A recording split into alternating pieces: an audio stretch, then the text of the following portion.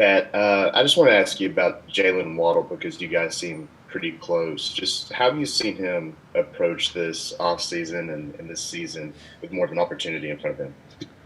You know, he been working on his craft, in the off season. He's gonna play a very big role. He's a special player, and we looking forward to competing against each other every day.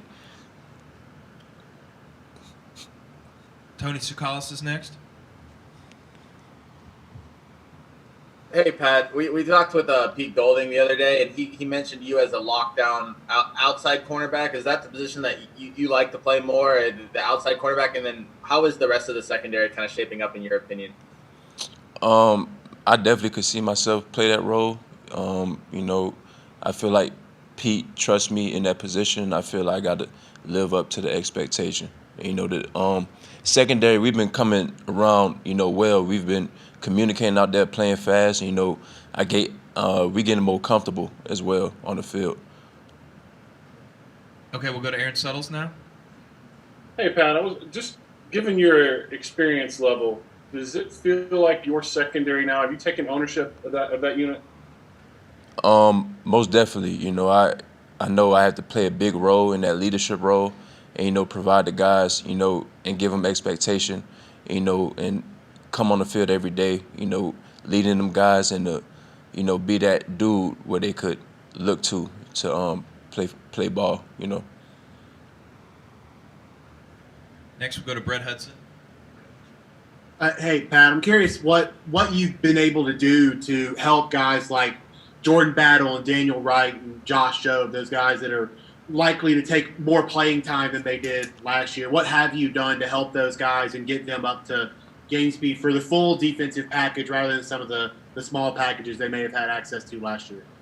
I haven't done much. Those guys are very experienced. They know what to expect. They've been around this program for a long time, so I haven't done much. They know what to do and they know what to expect. But they just bringing the juice to practice every day. That's what helps. Michael Casagrande. Yeah, along those lines, what's the biggest challenge for you in terms of transitioning from being a younger guy to being the guy who's got to be the leader? What's difficult about that, or what's the challenge there? You got to expect more from yourself. You got to go out every day and, just come out with the right demeanor and, just leading those guys every day. I'm not a young guy anymore where I'm more on the quiet side. I got to speak up more and, deliver my message more. So, I'm living up to that expectation, and I'm very, very excited about it. We'll go to Cecil Hurt next. Patrick, hi. Cecil Hurt from the Tuscaloosa News. I know in the offseason you and your father took a close look at the medical situation and what would be best for you. And now that school is back in session, students are back, I guess most of your classes are remote, but I was just curious, how comfortable are you on campus, and have you noticed any difference? I'm very comfortable on campus. Most of my classes are online, so I feel comfortable. I'm very comfortable with the protocols Alabama has provided us, me, myself, and I.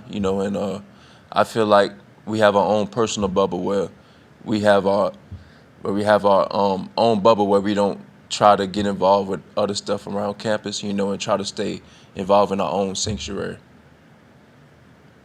Okay, we'll go to James Ogletree. Hey, Pat. I wanted to ask you about Ronald Williams. Coach Golding also talked about him the other night, about being in the mix at that star position. Just wanted to ask what you've seen from him and your assessment of his game as a guy who's played both outside and star yourself. Ronald, he's doing well. He's in his playbook, more than ever now. And, he's going to play a big role in our defense, and we expect him to do big things. So he's doing well right now. Okay, we'll go to Steven.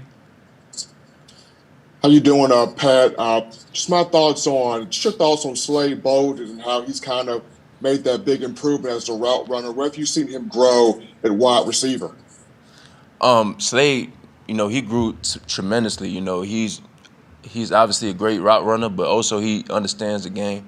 His route concepts are getting better, and he's also, a very efficient, route runner, but also he knows in and out of defenses, which makes him even more of a better player. Go to Kirk McNair next. Yes, Patrick. There are three conferences playing football, including yours, the SEC, and two that aren't. Players discuss that, or does it make you? How do you feel about that? Do you feel good about the SEC playing, and think about the others that aren't? I feel good about it. You know, I mean, I feel comfortable playing. I'm pretty sure everybody else in the SEC feel comfortable playing. You know, I guess, you know, everybody else is ready to play. You know, it's not to me to decide whether or not they should play or not. So I'm not very concerned on their part. But, you know, I feel like we as a team ready to play. So I'm excited for it. A couple more, Mike Rodak, and then we'll finish with Tony.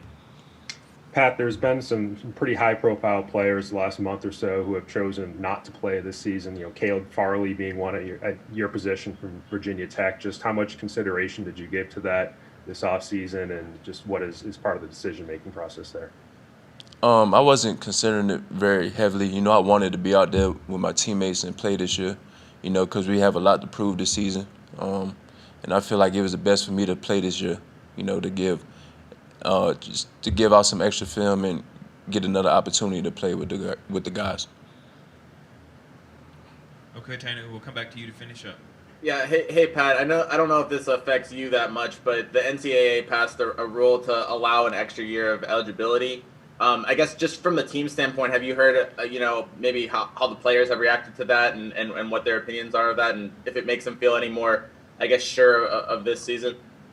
I haven't heard from the player side of things, but I know that it grants, you know, players that were supposed to play this year, you know, that gives them another year of eligibility. You know, it gives them a great, you know, concept of things, and they could play football further on. So that's all I know. I haven't heard anything from our players yet, but I feel like it's a great thing, the NCAA, what they did.